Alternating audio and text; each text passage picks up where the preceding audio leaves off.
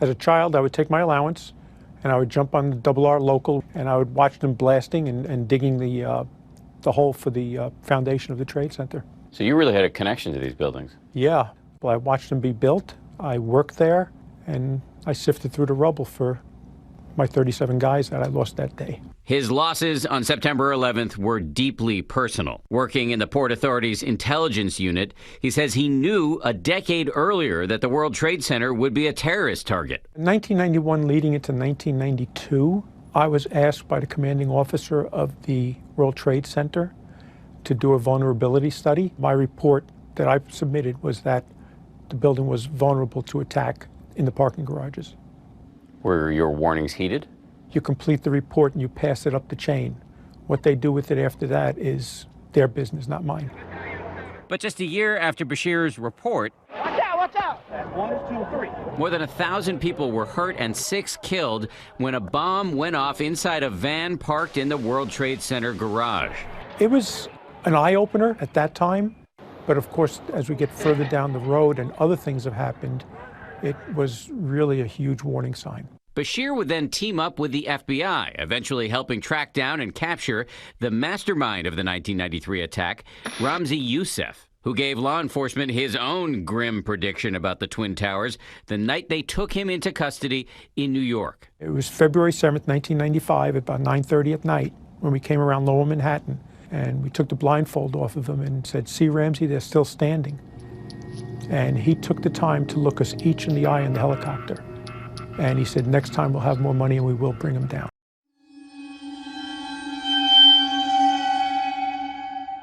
In 1993, World Trade Center bombing, remember? During the trial, one of the bombers claimed the CIA had advanced knowledge. The diplomat who issued the terrorist visa was CIA. It's not unthinkable they paved the way for the bombing purely to justify a budget increase.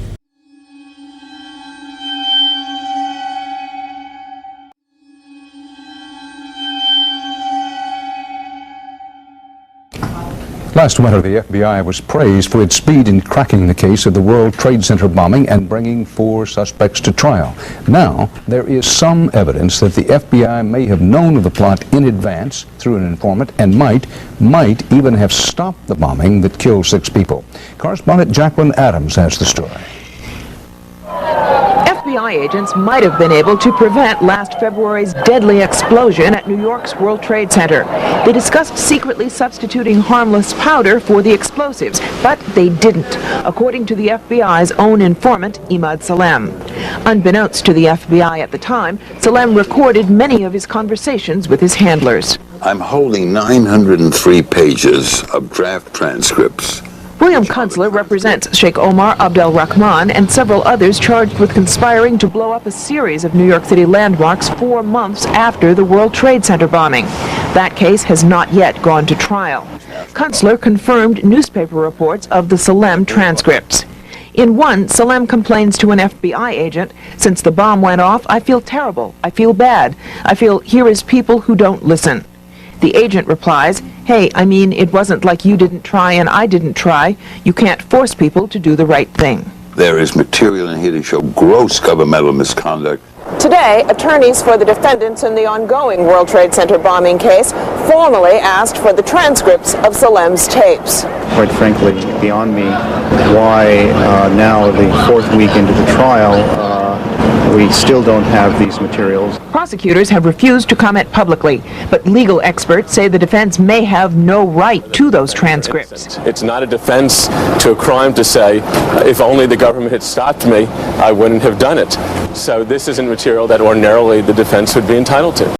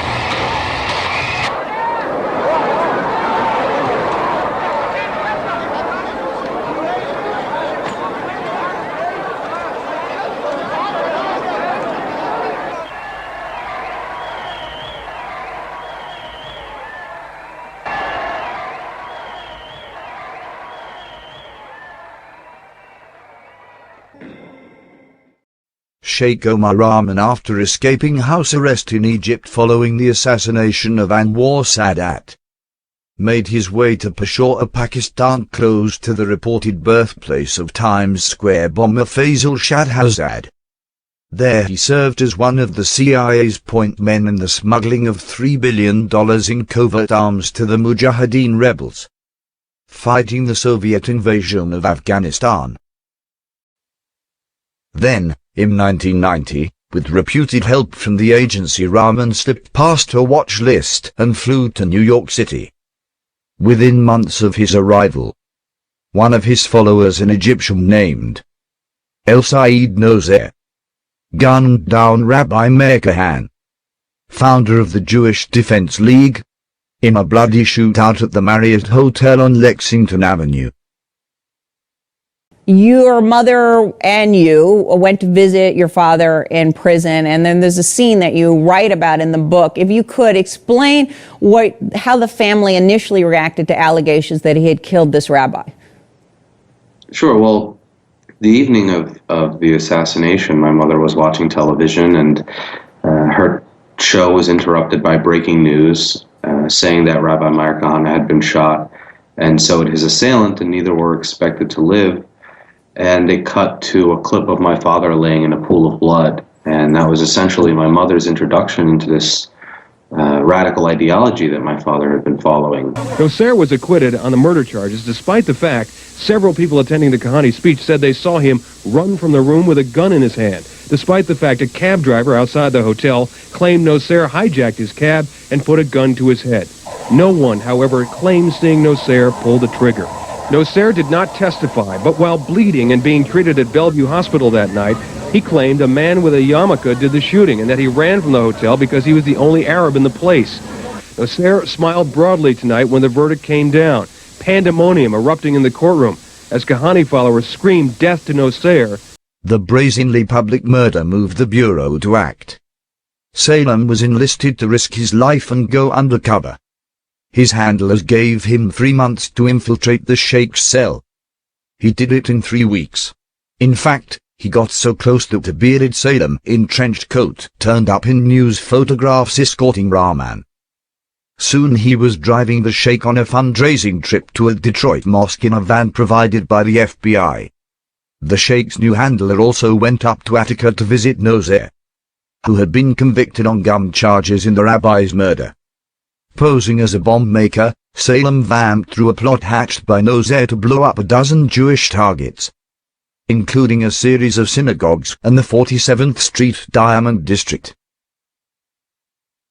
After serious differences with communications between Salem and agents not being available at given drop times and inconclusive polygraph tests, Dunbar then insisted Salem wear a wire.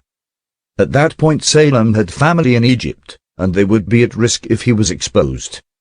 Salem was also sleeping on the floors of mosques, where the guards around the Sheikh could easily pat him down for a recording device. So with the rules of engagement altered, Salem was effectively terminated.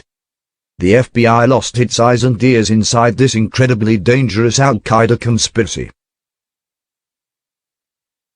What happened next is the blind Sheikh contacted Sheikh Osama, and they sent a world-class bomb maker to New York.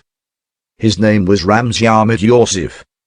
Yousef, an engineer trained in Wales, arrived at JFK in early September 1992 and began building a bomb with the intent of producing a Hiroshima event beneath the Twin Towers. Working out of an apartment on Pamrapo Avenue in Jersey City, Yousef was aided and abetted by the identical cell Salem had infiltrated, some of whose members the FBI had under surveillance from the summer of 1989, when agents followed them from a Brooklyn mosque to a Long Island shooting range.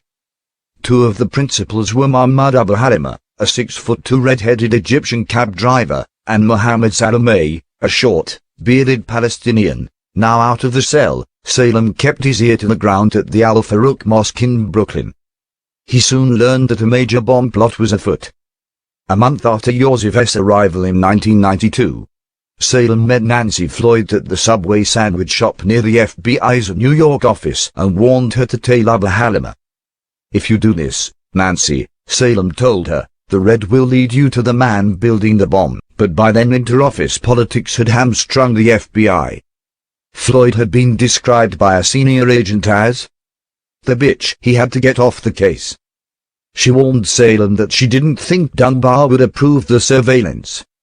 With that, Salem delivered a chilling warning. Don't call me when the bombs go off.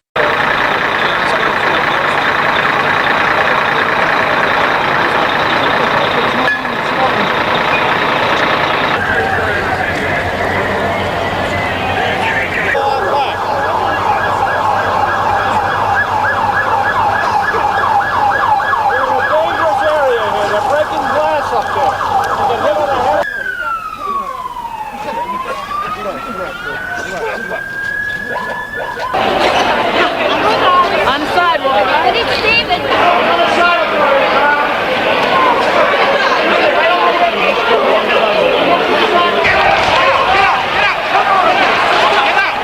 We knew in the mid-1990s that Khalid Sheikh Mohammed was trouble. Richard Clark was the chief counterterrorism advisor on the National Security Council at the time, overseeing the growing threat from al-Qaeda operatives like KSM. We were looking for him, and we had an indictment, a sealed indictment against him from a federal grand jury. He was wanted for his role in planning an attack on the Pope and an elaborate plot to bring down planes over the Pacific Ocean.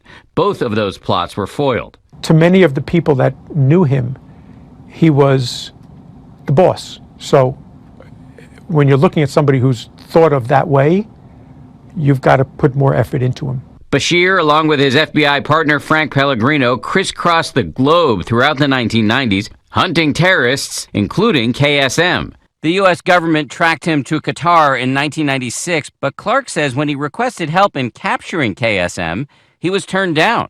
We asked the FBI, we asked the CIA, we asked the Pentagon, can any of you mount a snatch operation to go into Doha and pick him up and fly him out? In one, Salem complains to an FBI agent, "Since the bomb went off, I feel terrible. I feel bad. I feel here is people who don't listen."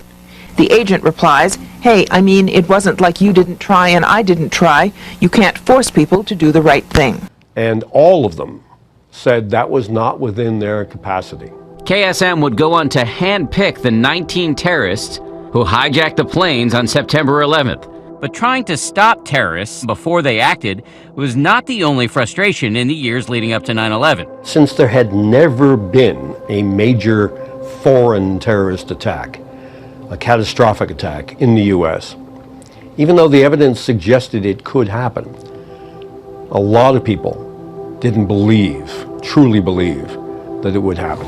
We just got a report in that there's been some sort of explosion at the World Trade Center in New York City.